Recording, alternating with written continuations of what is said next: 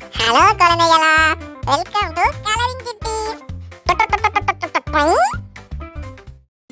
நாம இன்னைக்கு யார வரைய போறோம்னு பார்த்தீங்கன்னா கம்பீரமான யானையத்தான்.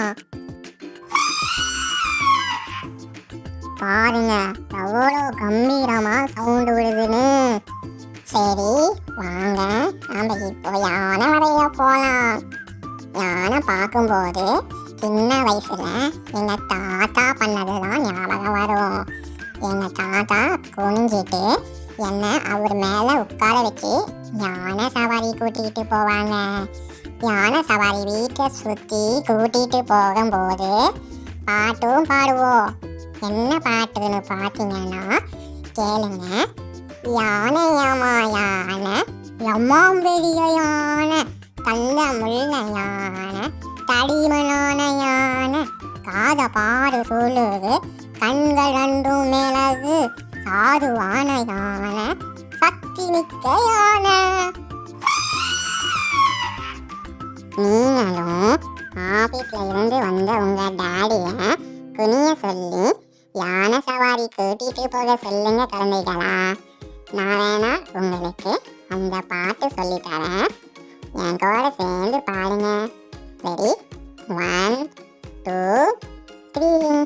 யானை எம்மா யானை, எம்மா பெரிய யானை, தந்த முள்ள யானை, கடினமான யானை, காத பாரு சுலகு, கண்கள் ரெண்டும் மிளகு, சாதுவான யானை, சக்தி மிக்க யானை. உங்களுக்கு தெரியுமா, லேண்டிலேயே ரொம்ப பெரிய அனிமல் யானைங்கன்னா. 2 மனுஷர்களை ஒருத்தர் மேலே ஒருத்தர் நிற்க வச்சா எவ்வளோ ஹைட்டு வருமோ அந்த ஹைட்டுக்கு யானைங்க வளரும். யானைங்களுக்கு தும்பிக்கை இருக்கும்.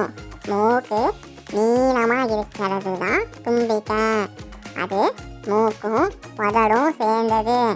அது மூலமாக யானைங்க தண்ணி குடிக்கிறதுக்கும் சாப்பாடை எடுத்து சாப்பிட்றதுக்கும் வேற யானைங்களோட விளையாடுறதுக்கும் அது கூட பேசுறதுக்கும் யூஸ் பண்ணிக்கோங்க. யானைங்களுக்கு காது நீளமாக விசிறி மாதிரி இருக்கும் தெரியுமா. ஆண் யானைகளுக்கும் பெண் யானைகளுக்கும் 2 நீளமான பல்லுங்க இருக்கும். அதை தந்தோன்னு சொல்லுவாங்க. அது ரொம்ப ஸ்பெஷல். நிறையா ஊரில் அதை ஆர்னமெண்ட்ஸாக யூஸ் பண்ணுறாங்க. இது யானைங்க உயிரோடு இருக்க வரைக்கும் வளர்ந்துக்கிட்டே இருக்கும் தெரியுமா. நாம் பேசிக்கிட்டே யானையை வரைஞ்சிட்டோம். எவ்வளோ அழகாகவும் க்யூட்டாகவும் இருக்குது பார்த்தீங்களா நம்ம யானை. இதுக்கு நான் ராமுன்னு பேர் வச்சிருக்கேன். பேரும் சூப்பராக இருக்குல்ல. அடுத்து நம்ம என்ன வரைய போகிறோன்னு அடுத்த வீடியோவில்